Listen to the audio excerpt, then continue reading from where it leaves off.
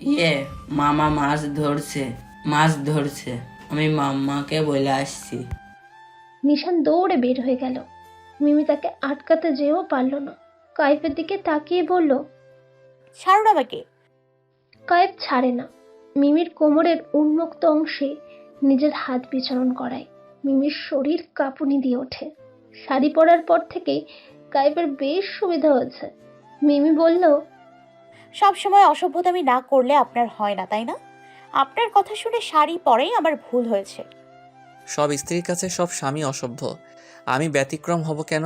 তুমি সামান্য বিষয় নিয়ে আমার উপর রাগ করে আছো, কিন্তু রাগ করে আছি, বেশ করেছি। আমি কি চেয়েছিলাম? শুধু একটু ফুচকা খেতে চেয়েছিলাম। আর আপনি কি করলেন? ছোট মায়ের সামনে আমাকে ধমক দিলেন। ছাড়ুন আপনি। আপনার সাথে আমার কোনো কথা নেই। রাস্তার খাবার খেলে তুমি অসুস্থ হয়ে পড়তে তো, তাই আমি ধমক দিয়ে তোমাকে থামিয়েছিলাম। মিমি মুখ ঘুরিয়ে নিল। কায়েবের সাথে তার কোনো কথা নেই। কায়েব বাঁকা হেসে বলল, দেখবে তোমাকে কিভাবে হাসাবো। মিমি কিছু বলার আগেই সে তার খোঁচা খোঁচা দাড়ি আবৃত গাল মিমির গলায় ঘষতে শুরু করলো। মিমি খিলখিল করে হেসে উঠল। তার সুরসুরি লাগছে। সে হাসতে হাসতে বলল, সুড়সুড়ি লাগছে, ছাড়ুন। কায়েব থামে না। মিমির সাথে খুনসুটিতে মেতে ওঠে। কায়েবকে বহু কষ্টে নিজের থেকে ছাড়িয়ে নিচে এসেছে মিমি। পুরো বাড়িতে লোকজন ভর্তি। পুরুষরা সকলে বাগানে বসে গল্প করছে, আর মহিলারা সবাই ভেতরে। মিমি রান্নাঘরে উকে দিতেই ঈশানী এসে তার সামনে দাঁড়ালো। ভুরু নাচিয়ে বলল, কি খবর মিমি? শুনলাম আমার ভাই নাকি আজকাল বড় বড় মাছ ধরে বেড়াচ্ছে। কাহিনী কি? মিমি জোরপূর্বক হেসে বলল, আপনার ভাই মাছ ধরা শুরু করেছে নাকি? কই, আমি জানি না তো। সে কি তুমি জানো না? ইয়া বড় একটা মাছ ধরেছে, তোমার মতোই বড়। মিমি লজ্জা পেল। নিশান সবাইকে বলে দিয়েছে। নিশানের জন্য তাকে এখন লজ্জা পেতে হচ্ছে। মিমি কাচুমাচু হয়ে বলল, আমি একটু তানির কাছে যাচ্ছি আপু। বলে সে পালিয়ে গেল। ঈশানী তার যাওয়ার পথে তাকিয়ে হাসে। তার ভাইয়ের সাথে মিমির সব ঠিকঠাক হয়ে গিয়েছে, এতেই শান্তি। এত লোকজনের মধ্যে রিহার কোনো কাজ নেই। সে ঘুরে ঘুরে বাড়িটা দেখছে। হঠাৎ হ্যাচকা টানে আড়ালে চলে গেল। দেখলো সিফাত তার হাত ধরে মুগ্ধ দৃষ্টিতে তার দিকে তাকিয়ে আছে। রিহা লজ্জা পেল। এমন নির্লজ্জের মতো তাকিয়ে আছে কেন লোকটা? রিহা নিচু কণ্ঠে বলল, এখানে টেনে আনলেন কেন আমায়? কেউ দেখে ফেললে কি হবে? সিফাত তার দিকে এক দৃষ্টিতে তাকিয়ে থেকে বলল, তোমাকে খুব সুন্দর লাগছে গো পিচ্চি। তোমাকে সবসময় এত সুন্দর লাগে কেন বলো তো? রিহা হাসে। সিফাতের মাথার চুলগুলো এলোমেলো করে দিয়ে বলল, আপনি আমাকে ভালোবাসেন, তাই আপনার চোখে আমার সবকিছুই সুন্দর। সিফাত রিয়ার হাতের পিঠে ঠোঁট ছুঁয়ে দিয়ে বলল, কবে যে তোমাকে আমার কাছে নিয়ে আসবো পিচ্চি, অপেক্ষা বড় কষ্টের, জানো তো? রিহা বলল, এত পাগল কেন আপনি? তোমার জন্যই তো পাগল। সেদিনের মতো অনুষ্ঠান শেষ। সকলে নিজ নিজ বাড়িতে ফিরে এসেছে। শুধু রয়ে গিয়েছেন মিসেস ঝর্ণা ও তার স্বামী এবং ঈশানী, নাহিদ ও নিশান। রাতে খাওয়া দাওয়ার পর্ব ইতিমধ্যে শেষ। মিমি মিসেস রিতার হাতে হাতে কাজ করে মাত্র রুমে এসেছে। কায়েব সোফায় বসে ল্যাপটপে কাজ করছে। মিমি তার দিকে তাকিয়ে মুখ বাঁকিয়ে ওয়াশরুমে ঢুকে পড়ল। কিছুক্ষণ পর বেরিয়ে দেখলো কায়েব বিছানায় বসে ফোন টিপছে। মিমি বিছানায় পাশে গিয়ে কম্বল তুলে নিয়ে সোফাতে ধপ করে শুয়ে পড়ল। কায়েব ভাবাচাকা খেয়ে তাকালো। গলার স্বর উঁচিয়ে বলল, এটা কি হলো? তুমি সোফাতে গিয়ে শুয়ে পড়লে কেন? বিছানায় শোবো না তাই। মানে, বিছানে কি সমস্যা? আপনি ঘুমিয়ে পড়ুন তো, এত কথা কিসের? ঘুমোচ্ছি, চুপচাপ থাকুন। মিমি, তুমি আসবে কি না? না। লাস্টবার বলছি, আসবে নাকি না? মিমি মুখ কুঁচকে কম্বল থেকে মুখ বের করে বলল। বললাম তো যাব না। সে পুনরায় কম্বলের নিচে ঢুকে গেল। কায়েব ছোট্ট শ্বাস ফেলে ফোনটা এবং চোখ থেকে চশমাটা খুলে পাশের ছোট টেবিলে রেখে দিল। অতঃপর লম্বা লম্বা পা ফেলে মিমির দিকে এগিয়ে গেল। কম্বল সহ মিমিকে কোলে তুলে নিল সে। মিমি হকচকে গিয়ে মৃদু শব্দে চেঁচিয়ে বলল, আই, কি করছেন আপনি? আমাকে তুললেন কেন? ঘুমোতে দিন আমায়। কায়েব বিছানার দিকে এগোতে এগোতে বলল, তোমাকে ভালোই ভালোই বলেছিলাম চলে আসতে, কিন্তু তুমি আসলে না, তাই আমাকে এই পদ্ধতি অবলম্বন করতে হলো। আর আজ তোমাকে ঘুম থেকে বঞ্চিত করা হলো। মিমির চোখ কপালে। কায়েবের কথা সে খুব ভালো করে বুঝতে পেরেছে। কেন যে পাকনামো করতে গেল। কায়েব তাকে বিছানায় শুয়ে দিল, নিজে তার উপর আধশোয়া হয়ে কম্বল দিয়ে ঢেকে নিল দুজনকে। গলায় মুখ ডুবিয়ে গভীরভাবে ঠোঁট ছুঁয়ে দিল। ধীরে ধীরে সেই স্পর্শ ছড়িয়ে গেল সর্বাঙ্গে। মিমি বরাবরের মতোই তাকে বাধা দিতে পারল না। কায়েবের অগ্রাসী স্পর্শে নেতিয়ে পড়ল সে। সর্বাঙ্গ থরথর করে কেঁপে উঠল। সে রাতে তার আর ঘুম হলো না। কায়েব তার ঘুম হারাম করে ছাড়ল। মিমি মনে মনে দৃঢ় প্রতিজ্ঞা করলো যে আর কখনো সে কায়েবের কথার অবাধ্য হবে না, কখনো না। সকালে ঘুম থেকে উঠে শাওয়ার নিয়ে তানিয়ার রুমের দিকে অগ্রসর হলো মিমি। সেখানে গিয়ে দেখলো ঈশানী ও তানিয়া বসে গল্প করছে। মিমির মনে হলো এখন তাদের সাথে একটু গল্প করলে মন্দ হয় না। মিমি হাসি মুখে বলল, আসবো তানি? তানিয়া তার দিকে তাকিয়ে বলল, আরে মিমু, আমার রুমে আসার জন্য কি তোর পারমিশন লাগবে নাকি? চলে আয়। মিমি এগিয়ে গিয়ে তানিয়ার পাশে বসলো। 5 মাস পড়েছে তানিয়া। তার পেট উঁচু হয়েছে, একটু গোল গোলা লাগছে তাকে, তবে তাকে কিউট লাগছে। তারা টুকটাক গল্পে মেতে উঠল। তাদের গল্পের মাঝে নিশান এসে ঈশানীর কোলে ঝাঁপিয়ে পড়ল। মিমি তাকে দেখে হেসে বলল, কি খবর নিশান? এতক্ষণ কোথায় ছিলে তুমি? নিশান মিমির দিকে তাকিয়ে কিছু ভাবলো, অতঃপর বলল, আমি নানুর সাথে ছিলাম, নানু ব্রেকফাস্ট তৈরি করছিল তাই দেখছিলাম। কিছুক্ষণ চুপ থেকে সে বলল, তুমি এত সকালে শাওয়ার নিয়েছো রসমালাই? তোমার শীত লাগেনি? আমি তো শীতকালে শাওয়ার নিতেই চাই না, মাম্মা আমাকে জোর করে শুধু। মিমি লজ্জায় পড়ে গেল। তার গাল লালচে আবরণ ধারণ করলো। নিশান তাকে আরো লজ্জায় ফেলতে বলে উঠল, আর তোমার ঠোঁটে কি হয়েছে রসমালাই? কেউ কি তোমায় কামড় দিয়েছে?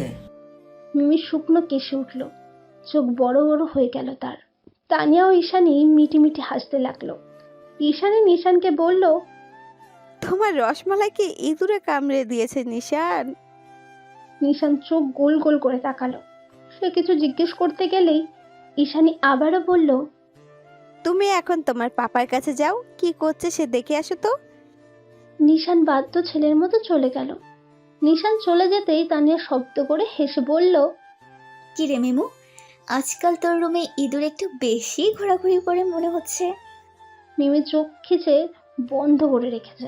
ঈশানী তাকে মৃদু ধাক্কা দিয়ে বলল, কি ব্যাপার মিমি, আজকাল ভাইয়া তোমাকে চোখে হারাচ্ছে? কি জাদু করেছো আমার ভাইয়ার উপর? হুম। মিমি অস্বস্তিতে জড়সড় হয়ে বলল, কিছু বলেন না আপু। আমি তো ঠিকই বলছি, আমার গম্ভীর ভাইকে তুমি বশ করে ফেললে গো মিমি। তানিয়া ও ঈশানী মিমিকে খুঁজিয়ে খুঁজিয়ে অনেক লজ্জাজনক কথা বলতে লাগলো। অবশেষে মিমি আর সহ্য করতে না পেরে দৌড়ে বের হয়ে গেল। সকলে মিলে একসাথে ব্রেকফাস্ট করতে বসেছে। তানিয়াকে কোনো কাজ করতে দেওয়া হয় না এবং হচ্ছেও না। মেঘ তাকে নিজের পাশে বসিয়ে জোর করে খাওয়াচ্ছে। খেতে না চাওয়াতে অল্প স্বল্প ধমকাধমকিও করছে। সকলে তাদের কাণ্ড দেখে ঠোঁট চেপে হাসলেও মিসেস ঝর্ণা মুখ বাঁকিয়ে রেখেছেন। তিনি খুবই বিরক্ত। ঈশানী, মিমি এবং মিসেস রীতা সকলকে পরিবেশন করে দিচ্ছেন। মিমির শরীরটা ভালো লাগছে না, ক্লান্ত লাগছে খুব। আজ অফিসে যেতে একদমই ইচ্ছে করছে না। সে কায়েবকে ব্যাপারটা জানানোর উদ্দেশ্যে ডাকলো। মিস্টার খান? শুধু একজন নয়, 4 জন মিস্টার খান তার দিকে তাকালো। মিমি ভড়কে গেল। তার এক ডাকে আফজল খান, আজমল খান, মেকরাজ খান এবং কায়েব খান একসাথে তাকিয়েছে। এনারা সবাই মিস্টার খান। মেঘ বলে উঠল, তুমি কাকে ডাকলে মিমি? না মানে এখানে তো আমরা 4 জন মিস্টার খান আছি, তোমার কাকে চাই? লজ্জায় মিমি পারে না মাটির নিচে ঢুকে যেতে। ঈশানী তার বাহুতে ধাক্কা দিয়ে বলল, কি গো মিমি, তোমার কোন মিস্টার খানকে চাই? মিমি চোখ বন্ধ করে হড়বড়িয়ে বলল, মিস্টার খান, আমি আজ অফিসে যাব না, আমার শরীর ভালো লাগছে না। কোন মিস্টার খানকে বলেছি সে বুঝে নিন। বলে সে দ্রুত সিঁড়ি বেয়ে রুমে চলে গেল।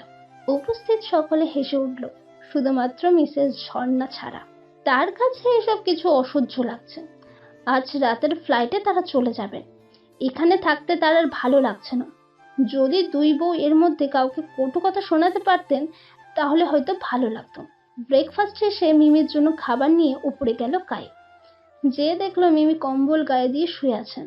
কায়েব ভুরু কুঁচকে ফেলল, টেবিলের ওপর ট্রে রেখে এগিয়ে গেল। মিমির মাথার কাছে যেয়ে বসে বলল, এই সময় শুয়ে আছো কেন? খুব খারাপ লাগছে? মিমি কায়েবের দিকে তাকিয়ে মিষ্টি হেসে বলল, তেমন কিছু না, শরীরটা কেমন ম্যাচ ম্যাচ করছে। কায়েব তার কপালে, গালে, গলায় হাত দিয়ে দেখে শরীর গরম। সে চিন্তিত কণ্ঠে বলল, তোমার তো জ্বর এসেছে, আমাকে কিছু বলনি কেন? এ কোনো বড় ব্যাপার না যে আপনাকে বলতে হবে। আপনি রেডি হয়ে অফিসে যান।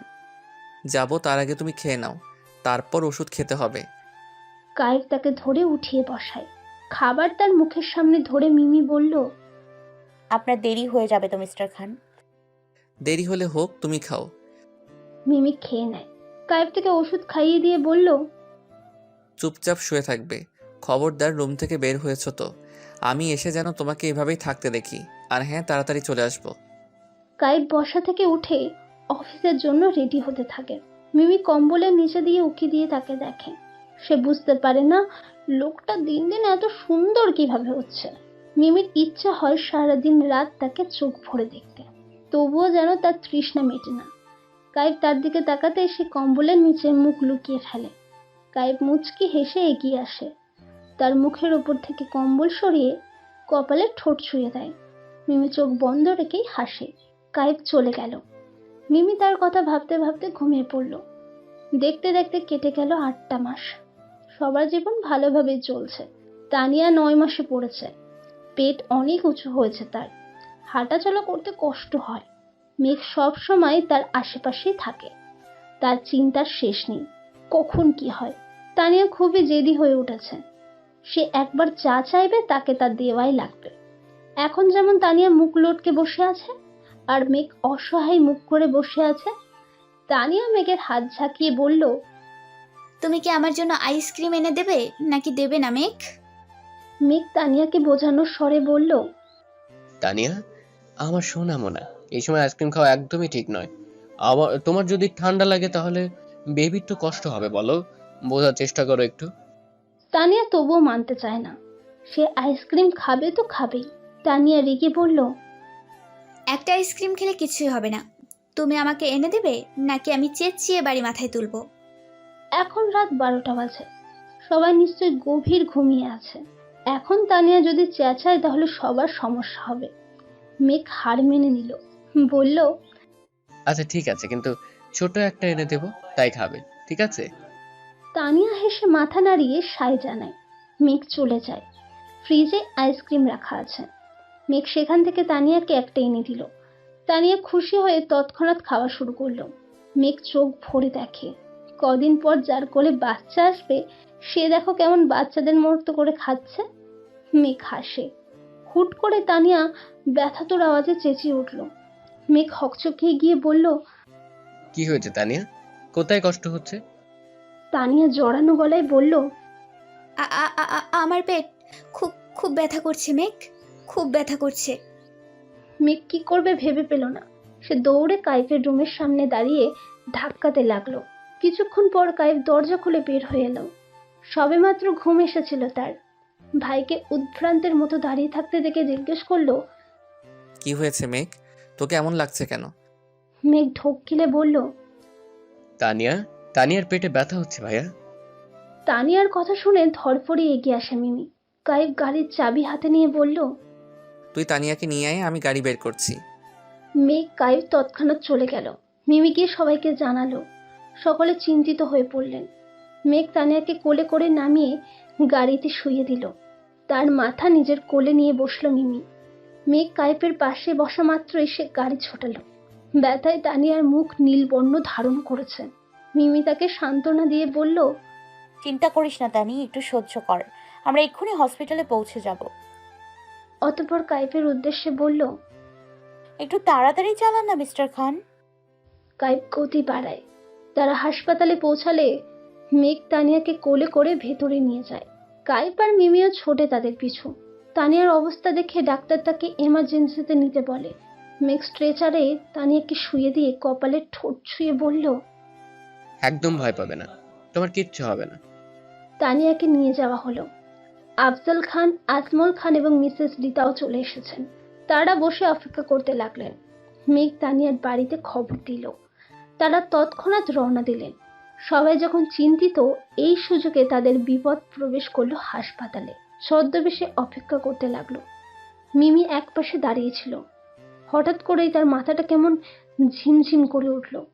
পরেক্ষণে সে নিজেকে সামলে নিল।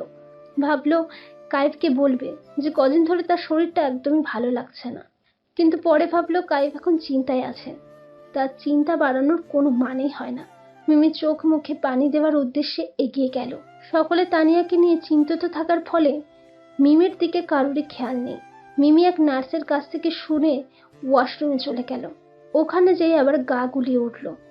গড়গড় করে বমি করে ফেলল। পেটে যা ছিল সব উঠে গেল। মিমি মুখে পানির ঝাপটা দিয়ে শাড়ির আঁচল দিয়ে মুখ মুছল। পেছন ফিরে তাকাতেই তার মুখের ওপর স্প্রে করে দিল কেউ। স্প্রের এতটা তেজ ছিল যে মিমি কোনো সুযোগ পেল না কাউকে দেখার, কাউকে ডাকার। মাটিতে লুটিয়ে পড়ল।